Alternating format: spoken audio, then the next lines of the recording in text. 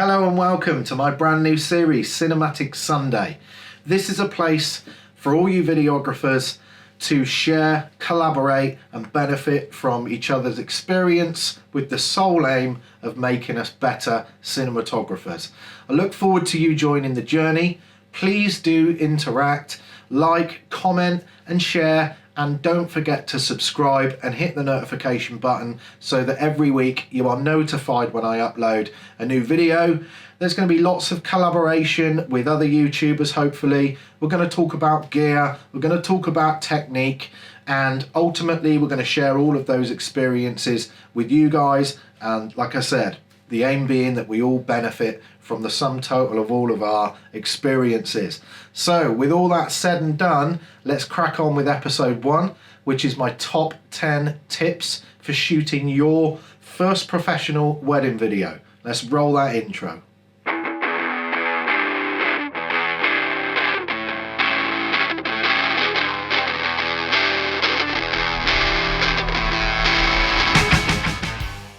So tip number 1, you know the old saying, be prepared or prepare to fail.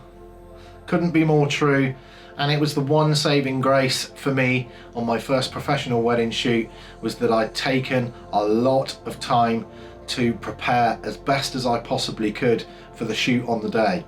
So my advice to you would be, first and foremost, is to think about and create a checklist that covers all of the equipment and gear that you are going to need to be able to go out and shoot the wedding video.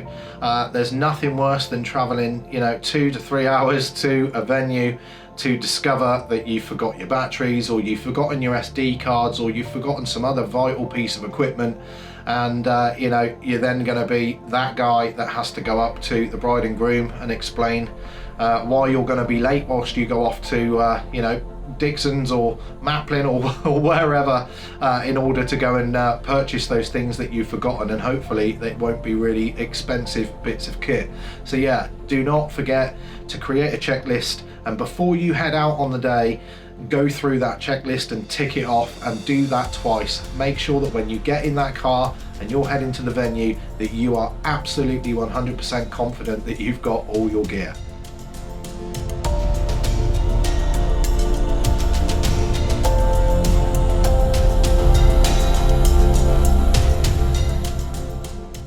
The second thing I would say with regards to being prepared is to create a running sequence of events for the day, so that you can kind of visualize where you need to be at certain points of the day and be able to visualize that in advance. Now, it's a good idea to speak to the bride or groom, and they should be more than happy to provide you with a full itinerary of the day with all the approximate timings, including when the ceremony is going to take place, what time the wedding breakfast is, and the speeches, so that you know where you need to be at those particular points. So that will give you the chance to go and change batteries, to be able to go and change lenses or check equipment or whatever you need to do, but equally to give yourself some time just to regroup. And that leads me nicely onto point number 2, which is to take a break. Make sure that wherever you can during the day, or whenever you can during the day, is to take a break. Go out and get some fresh air. Make sure you pack plenty of water and some snacks and stuff with you, and have them in your camera bag or wherever, so that whenever you can nip outside and just have a bit of time to reflect on how things are going, to double check your sequence of events and make sure that you've covered everything so far and that you're ready to go and attack the rest of the day. That's really, really key. Make sure you take a break.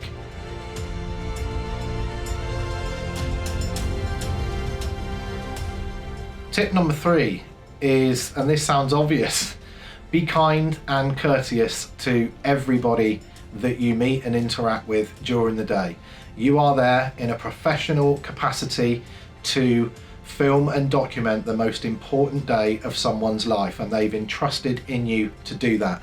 So the least you can do is, and as should be expected, is that you are absolutely professional, you are kind and courteous to everybody you meet, no matter how obnoxious, drunk, or whatever they may be. Just always be kind, be courteous. That will get you a long way. And don't forget, you know, this is your legacy, this is your portfolio that you are building up. If you're a nice guy, people are going to pick up on that.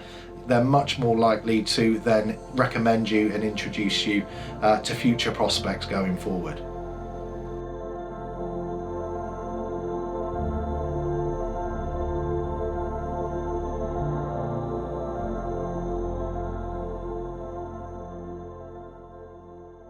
So my fourth tip is something that I actively look to do, and that is to blend in as much as possible with the wedding party.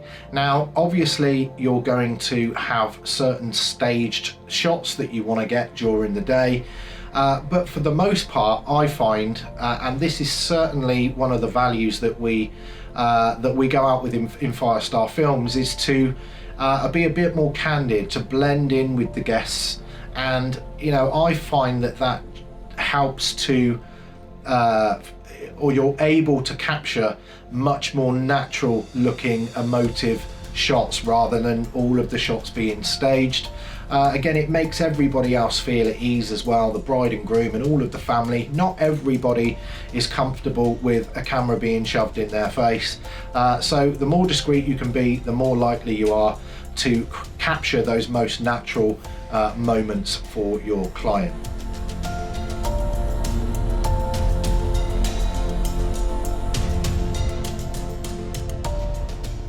Tip number 5 is to be assertive.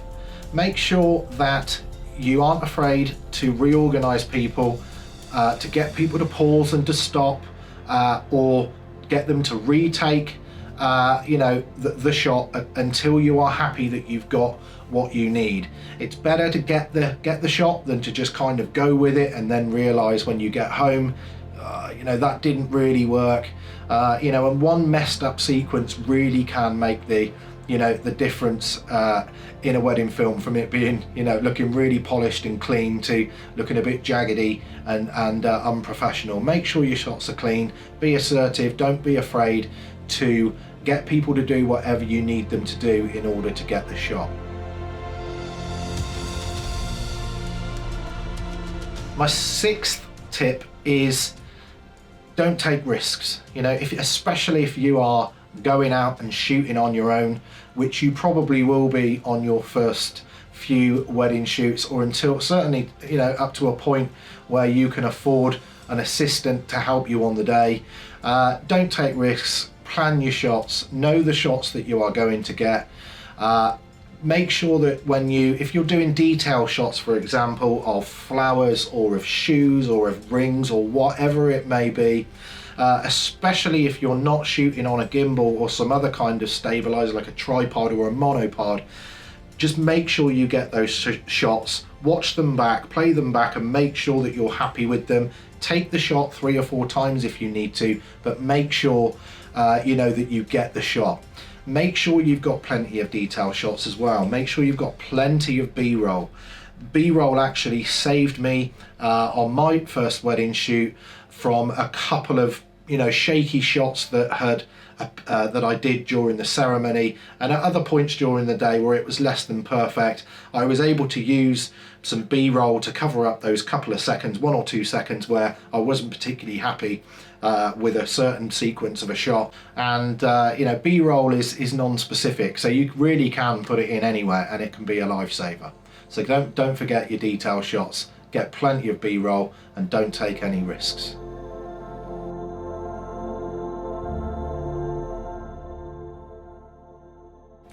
Tip number 7 is to expect the unexpected. Weddings by their very nature are dynamic. They very rarely go absolutely to the clock. Things may change, and you need to be prepared, and you need to be able to react to whatever comes your way. All being good, things should stick, relatively to your planned sequence of events. But if it starts raining and you're outside and all the guests need to go indoors, you just need to be ready to react to those types of scenarios. So yeah, expect the unexpected.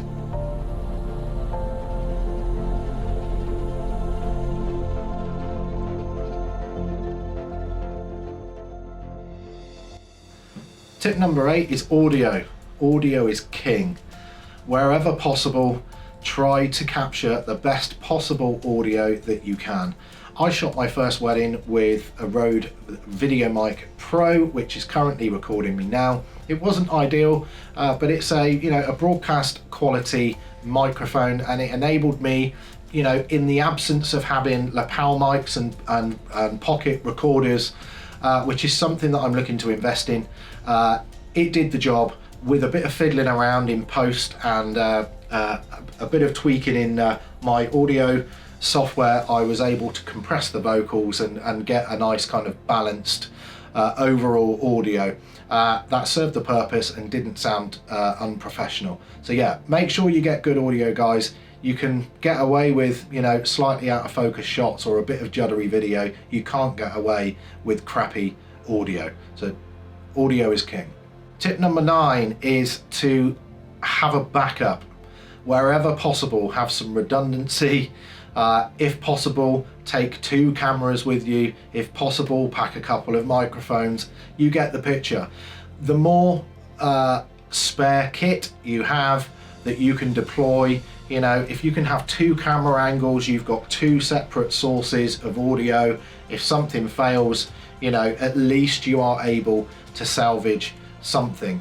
I'm going to continue to invest in my gear with another sort of B camera that is better than the Canon G7X that I used at my first shoot as the backup camera. Actually did a good job. But again, just make sure that you've got redundancy wherever possible. Ideally, you have a camera that's got dual SD card slots. My Sony a6500 doesn't. Therefore, I made sure that I staggered certain shots onto different SD cards. I had an SD card where I shot all the prep in the morning of the bride and the bridegroom. I made sure that I shot the ceremony on a separate card. I made sure that I shot the wedding breakfast and the speeches on their own card. And then where possible, if you can take a laptop with you and an external drive, again, during those quiet moments where you get 5 minutes to yourself, if you can, go and sling your SD cards in there and get some backups of that footage as well. It just gives you that peace of mind that you've got the footage and nothing is going to happen to it. You've got a backup of it. So yeah, wherever you can, build in resilience.